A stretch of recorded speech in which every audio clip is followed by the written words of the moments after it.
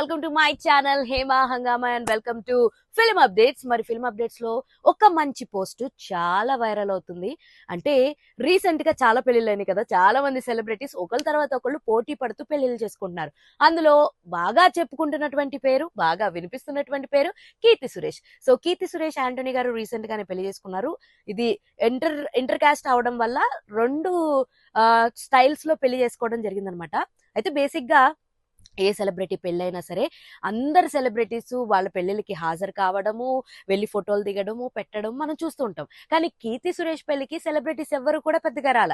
కానీ ఆ ఒక్క సెలబ్రిటీని మాత్రమే కీర్తి సురేష్ గారు మరీ పిలిచారంట. ఇంతకీ ఎవరు ఆ సెలబ్రిటీ? ఆయనే విజయ్ గారు. సో విజయ్ గారితో కీర్తి సురేష్ గారు కొన్ని సినిమాల్లో యాక్ట్ చేయడం మనం చూస్తూ ఉన్నాం. అండ్ కీర్తి సురేష్ గారు చాలా స్వతహాగా విజయ్ దళపతికి పెద్ద ఫ్యాన్ అన్నమాట.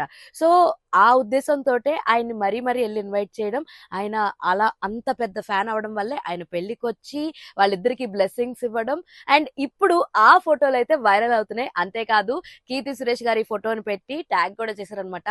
మన డ్రీమ్ అడ్మైరర్ మన పెళ్లికి వచ్చి మనకి విషెస్ చెప్తే దానికన్నా ఐకానిక్ మూమెంట్ ఉంటుందా అంటూ కీర్తి గారు ఒక స్టేటస్ స్టోరీ పెట్టడం జరిగింది. ఇప్పుడు ఈ ఫొటోస్ అయితే తెగ వైరల్ అయిపోతున్నాయి.